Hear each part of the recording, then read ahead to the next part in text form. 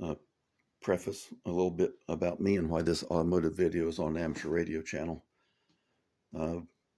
You've seen people with the mechanics with the big stack-on toolboxes. Here's my stack-on set. Highest end test equipment on the face of the earth from the 1980s, all restored. Basically $100,000 stack there, new. My background is electronic engineering, mechanical engineering, electronic manufacturing engineering, writing patents, and especially embedded controllers and control systems. I was one of the engineers that developed the first smart thermostats for heating and air conditioning systems. We engineered the smart thermostat and the monitoring and data collection computer that supervised it back in the 90s for saving gas and gas furnaces. Restored amateur radio equipment down there. So basically, if I don't know about electronics and these embedded computer systems, it ain't worth knowing. So on to the review of this. Okay, motor vehicle fans. Okay, BYP, your radio redneck, who also happens to be an extreme specialist in embedded microcontroller systems. That is, systems that use microcomputers for control. And I'm going down a rabbit hole of the PCM, powertrain control module, on a 95S10. 30-year-old module. If it fails, the truck is junk. If the control module fails, buy another one, plug it in. The gotcha are these.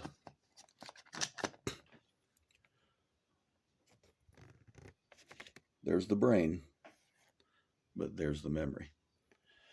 If the memory fails, that's worthless.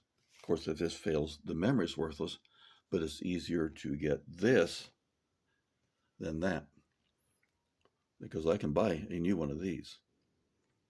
GM Parts comes up with a big red flag. We won't sell this to you. That's because it has proprietary code in it. That code is what operates a module, makes the vehicle go.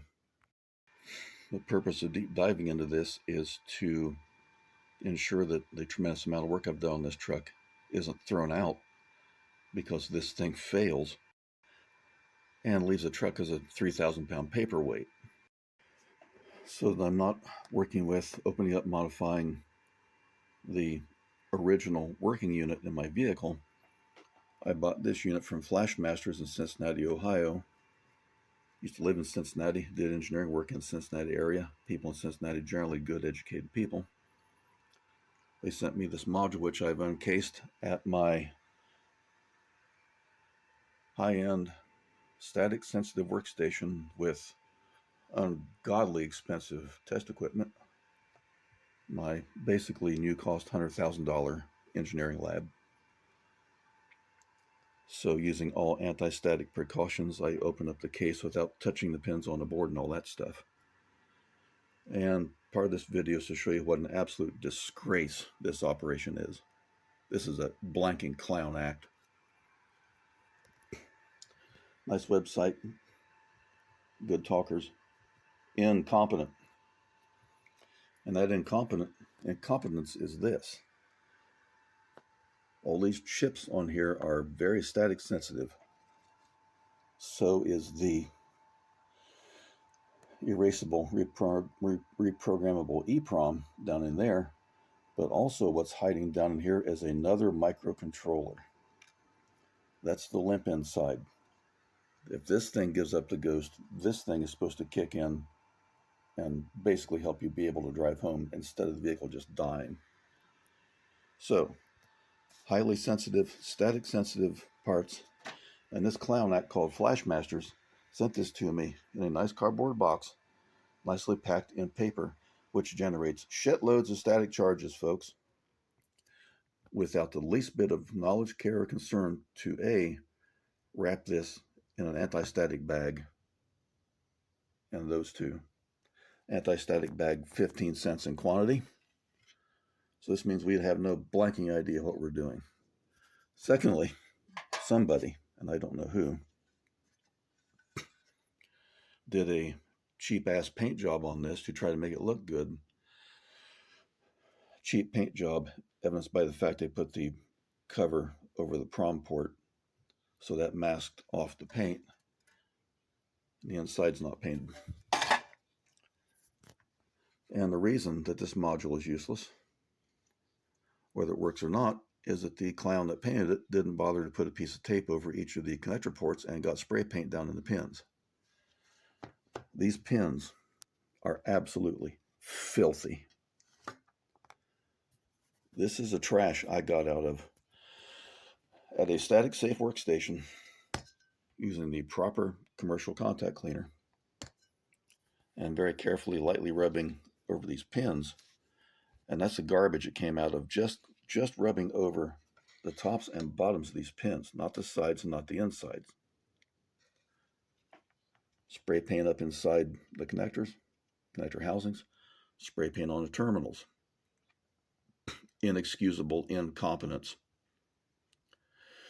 I'm not going to plug this in my vehicle. I'm not going to take the perfectly clean connectors in my vehicle, which are the female terminals, and plug them into these filthy male pins and transfer contamination and possibly damage the pins on the connectors in my vehicle, because if that happens, I'm really screwed. Because it's a trivial matter to buy one of these and plug it in. You can't get the connectors on the harness.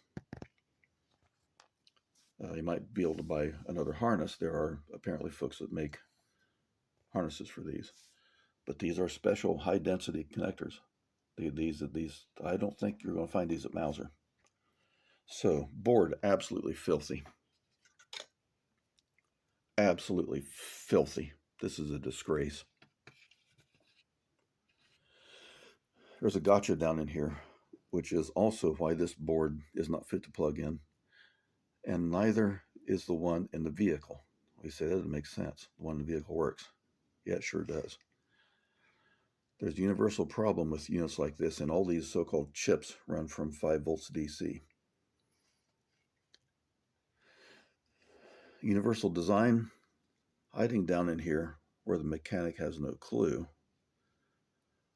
See the little black package trapped in between the heatsink block with the Torx screw and against the heatsink plate. There are what are called apparently two, because I see 2 devices with 3 pins, but 3 terminal voltage regulators, such as LM7805, 08, 7812, whatever.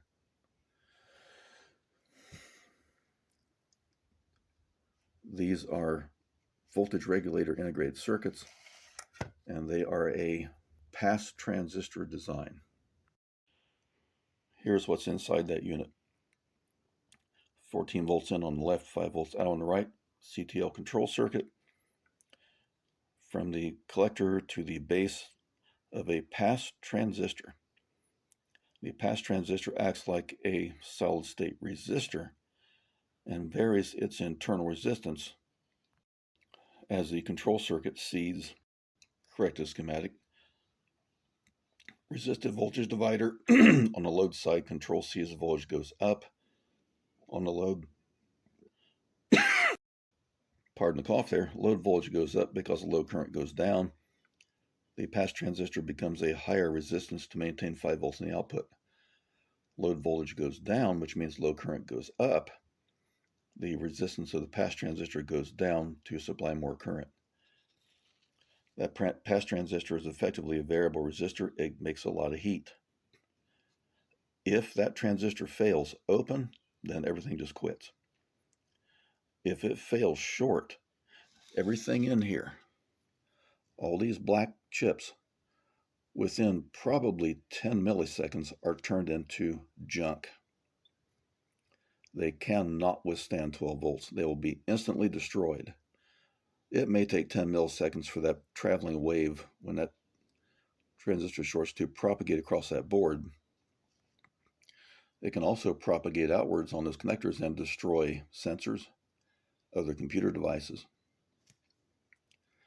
Those 2 I assume 2 5-volt regulators. There could be a 12 and a 5. I don't know yet. I haven't taken the heatsink off. But those two are ticking time bombs. It is unforgivable incompetence for anyone pretending to be a rebuilder to not know this, not even know enough to put this thing in an anti-static bag for 15 cents, but not to replace those 3 terminal regulators. And they can't do that because all they're doing is playing mechanic games, swapping modules out. To do that on this I think this is a multi-layer board, but to do that requires special soldering techniques. See that soldering station? You want to totally F this board up? Use that. The special fine pitch, high density surface mount soldering equipment is over in the closet. Only an idiot would use that to work on this that doesn't know what they're doing. But it is inexcusable.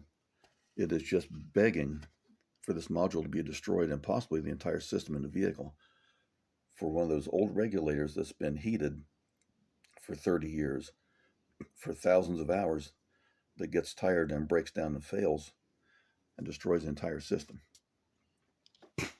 That's why not only is it not safe to plug this piece of crap in because of the trash on the connectors, but it's really not even safe for me to use the one in the truck. In fact, as it sits right now with battery voltage on the controller and on that regulator, and that regulator is not making any heat right now because it isn't doing anything, or not much. But it's even a hand grenade to even have the original module installed in the vehicle and operating. And it's operating right now. It's waiting, it's watching for inputs to change. It says all the vehicle's going to start and all that. So this is utter incompetence. This is well-meaning people, I'm sure, that are running a business. Maybe they're doing useful service, but they are not competent to handle modules like this. Not competent to read the blinking factory GM manual that says these are static sensitive devices. You must use precaution. So we get a 0 rating on Google reviews. Unforgivable, inexcusable. Okay, now what's down inside the so-called prom? This is not a prom. Prom's where you take your girlfriend and give her a corsage. Prom means programmable read-only memory. That is not a prom. That's I think it's a 28-pin. That's a double EEPROM. There's a quartz window under that sticker, which is why the sticker's there. That's electrically, that one's actually optically erasable. But double E means electrically erasable programmable read-only memory. So that's not an OTP device unless the security bit's set. Or erase the whole thing. But that sticker can be taken off, and that window underneath exposed to ultraviolet light for 15 minutes, and that erases all the programming. But fairly uninteresting. Is it Hyperchip or HyperMax programs these? Fairly trivial. Why this is not a prom module is that there's a lot more in here than a prom. And what's in here is what's commonly called the limp in. Limp in means something goes horribly wrong. As it states in the factory GM manual, the vehicle doesn't just quit, hopefully. But there's enough function inside this module here to still operate the fuel system, I think is what the manual reads. Right down inside here, zoom in view. The black things are surface mount resistors. This is a printed circuit over here.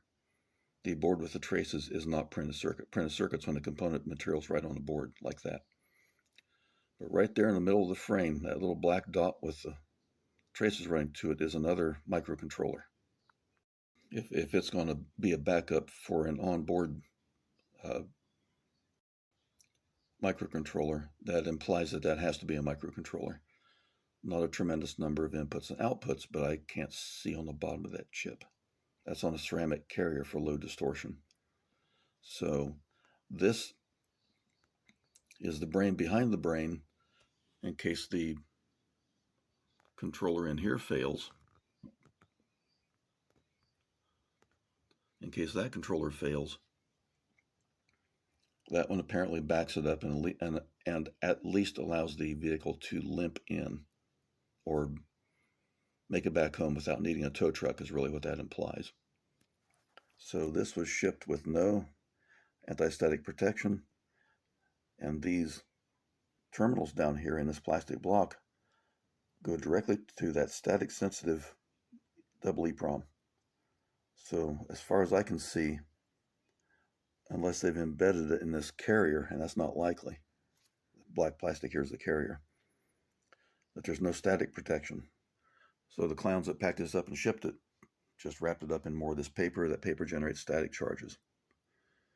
The topic there is ESD, electrostatic discharge, and protection against the same. So Google that and read about it. But my recommendation is have nothing to do with these people. They're incompetent.